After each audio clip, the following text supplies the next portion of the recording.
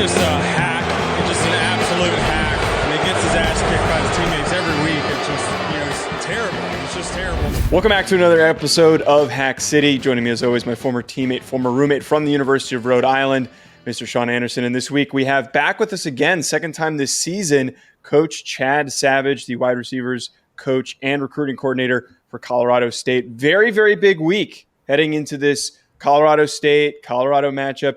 Coach, it seems like it's been pretty crazy. It's Thursday. Things are starting to heat up before the game. I just want to ask, what has this week been like in preparing for the game? Because it's not often that a G5 team is going to be featured in a College Gameday matchup like this and is going to have maybe this many cameras on an away game. So what has this week been like? Has it been a different level of preparation? Has there been, maybe more media opportunities? What has it been like for you this whole week? The biggest thing is we're excited. We're excited for our guys to have an opportunity like this. And we talked to them. I mean, really, if you think about it, with as much attention this game's getting, with ESPN, College Gameday is going to be there, Big Noon Kickoff's going to be there. There's a lot of celebrity names. I mean, it's really going to be bigger than any bowl game we're playing in that or any other rivalry that we've got going. But at the end of the day, it is a rivalry game. With rivalries, you got to throw records outside. It doesn't matter if a team's undefeated, 0-2, 1-500, doesn't matter. A rivalry game is a rivalry game. There's a lot of history with this game between both opponents, and we're just excited. But in terms of different preparation, not necessarily. It's just like any other game. It is a rivalry game, but we're just excited to go to work on Saturday. How can you capitalize on a game like this with a lot of eyes on it with recruiting? Is it flashy play, good offense, just solid coaching, high energy? Because the way that Colorado has been the first 2 weeks, a lot of eyes have been on them. So if you're a high schooler on a Saturday watching the game, turning it on, how do you and Colorado State hope to approach that aspect of it? Yeah, there's going to be a lot of guys watching. There's going to be high schoolers watching it. I mean, everybody in America is going to be watching it. It's a spotlight game on Saturday night, but we're excited. We just want to be able to play our brand of football that we want at Colorado State. Coach Norvell's got a style of brand of football that he wants to establish. Have we played that yet? No, but that's our goal, to play on Saturday night, and we just want to make sure we come out, we start fast, we don't flinch, and we can execute on all phases. So I wanted to ask you, leading into this game, obviously we've mentioned that there's just so much attention. Thank you for the fire truck, Sean, for the background noise. Midday, you'll never miss it. It's right on time. There's been a lot of attention, and as I was mentioning earlier, it's Thursday, and things are starting to heat up for this game. And your head coach, Jay Norvell, made a comment today, which I don't know if it was necessarily supposed to be, very directed at Coach Prime, and if it was supposed to be as negative. I think it was as it was portrayed in the graphics that were put out there and that are currently circulating right now. Do you really put any stock in maybe this potential tension, or is this really just kind of a battle of a rivalry that is as tight and as high focused that maybe some people don't realize that this is such a tense battle? It is a rivalry, and it is a tense battle, and people are going to make comments on opposing sides. I mean, it comes with the game itself, but we just want our guys to focus on what we can control. That's executing our scheme, knowing their personnel, knowing what's going to come in the game. And they got to understand it's going to be a chaotic environment, right? It's going to be hostile. Excuse me. It's going to be a sold-out crowd, but it's going to be a late game. We got to get our body clocks ready to go. And, yeah, some coaches are making comments on social media.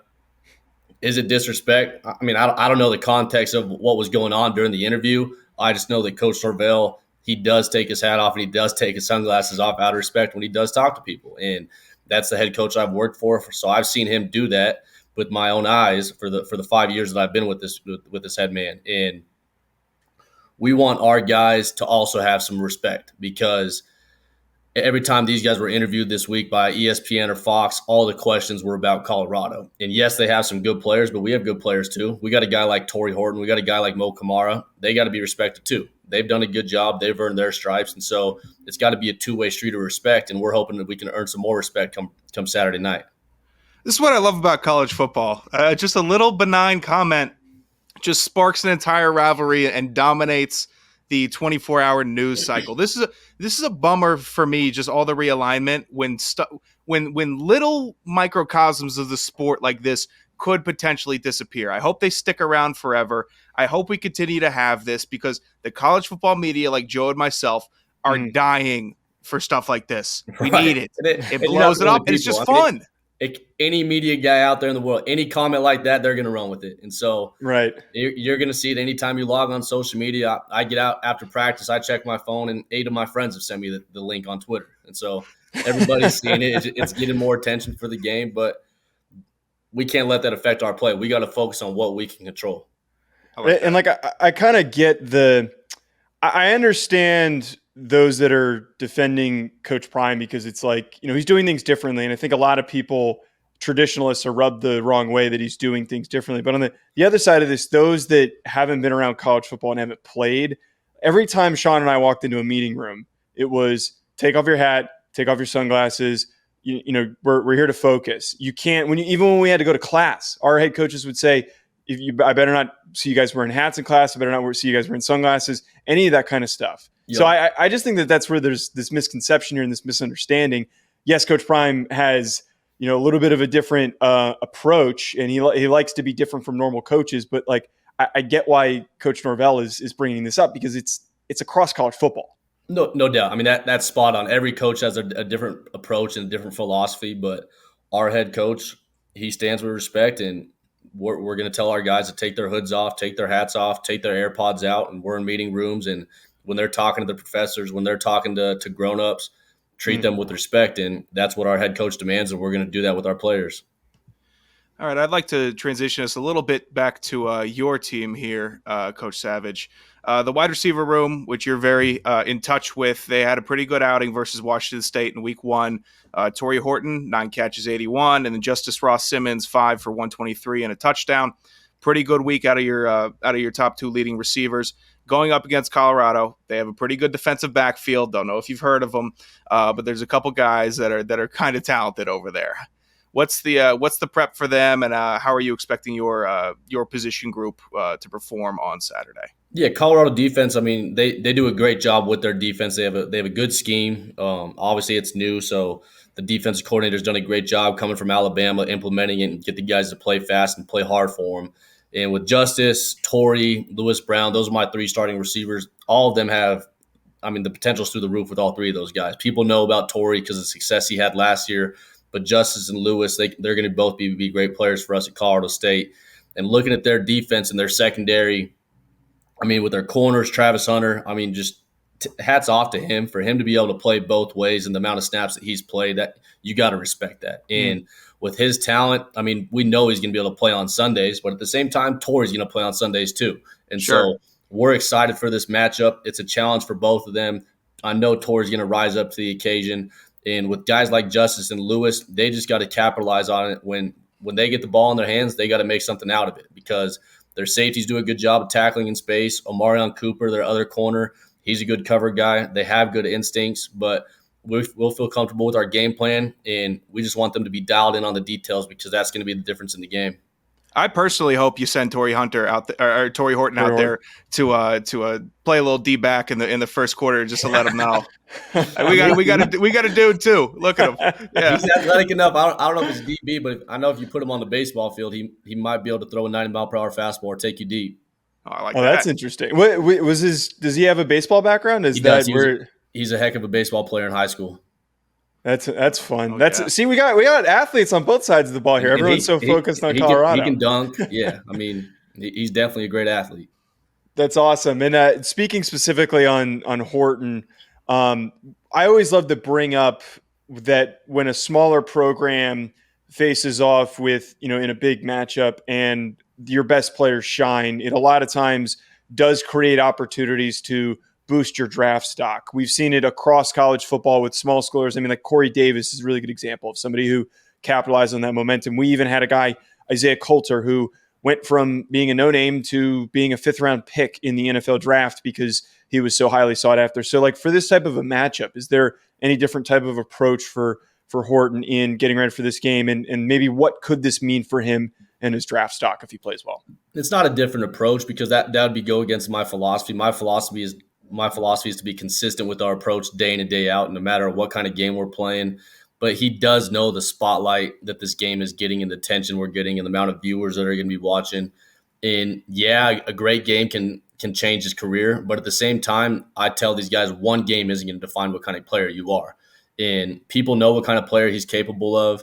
He's excited for the matchup, and he's just trying to be a better player than he was the day before. And he comes from a different upbringing. He's got a great foundation at Washington against Washington State. I mean, we didn't have the game we wanted to have offensively. We lost, and Torrey didn't have the amount of production we would have liked. We should have got the ball to him early on. But I run into his dad after the game outside our facility, and his dad just like, man, I don't care if Torrey doesn't get the amount of touches he gets. I want you guys to win games. And I tell him that if his teammates are scoring, you better score with them in the end zone and run fast with them right next to him. And that's the kind of mindset he's got. And it starts with his family, and it just trickles down. Does that win first, touches and stats later theme carry out throughout the your entire program? Yeah, that seems to be something that I've always taken stock in. If a program is really centered around, and you have guys that even in the draft process, you're just getting interviewed, it's always been a big thing for me to see just if that's their, like Julio Jones, always his entire career just said, I want to win games. Ended up with over 12,000 receiving yards, 80 plus touchdowns, whatever it was, just a freak. And all he ever said in postgame when Atlanta was at their worst, I just want to win games. And I think that is a central component of a player that is designed to be successful at the next level. It's what we preach every single day. We want our guys to focus on the process of what it takes to win ball games. Yeah, if you're a great player, you're going to have production, but not every game you're going to be able to have 10 catches for over 100 yards. And Torrey understands that. We want our younger guys to start understanding that not every game you're going to get the amount of touches you want. But if we come out on top and we're victorious, we're going to remember those games rather than if we lose and you have 125 yards. No one cares about that. We want to have more wins than losses, and if we can do that, we'll be okay. Last football-related question that I had. You guys played, we mentioned here the first game was against Washington State. You did end up having that bye in between.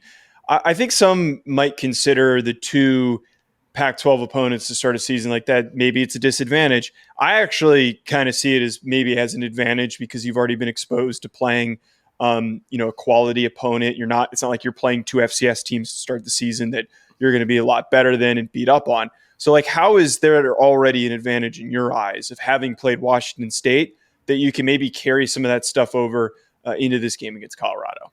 It's all about having the right perspective. And when you look at a team like Washington State, I mean, they played last week and they beat a top 25 team in Wisconsin. And then you look at Colorado, they're 2-0 and they're in the top 25 rankings. And so we got to take advantage of this. We got to, again, play our style brand of football that Coach Norvell wants to play. Regardless of who we're playing, we got to play our game. And if we can do that, it's going to help us when it comes to conference play because the Mountain West, it consists of a ton of good teams. Fresno State's playing well. Boise State, yeah, they're 0-2 right now, but they play good football. There's a lot of good teams in this conference, and we just got to keep getting better as the weeks go on because with that week 2 bye, we now go 11 weeks straight. So last, we always have to ask a stupid question as we love to do on this show. So Sean and I are doing a bet between the two of us that if the winner of the Oregon-Washington game, I'm not going to completely break down the whole bet, but essentially we have to grow a beard. We're both failing at attempting to grow a beard. We're both a week in, and then the winner of said bet gets to shave. The loser has to keep the beard for a few months after. So you, as somebody who has a beard, a very nice beard compared to our, terrible facial hair, I was just curious if you could maybe provide maybe some recommendations on how we could properly grow the beard out a little bit better. Do you have any insight there? On how to grow it, I don't know if I can help with that. I mean, I think that's just genetics and what you guys got going on. I don't know who's going to have the better beard. I can't really see your guys' facial hair. It looks like Sean might have a little something going. It's rough. It's tough. He started with a head start, so it's not. I was going to ask if you could maybe pick who has the better beard so far, but I don't know if that's fair because he had a head start. He already had the beard. That's not my fault. Look. One thing I'd say is I try to stay clean cut and I try to stay groomed every single week. I'm not a big guy that's want to grows it out and get it all over my neck. I try to stay clean cut, and that's the appearance I want to go for. But I'm interested to see how that goes for you guys.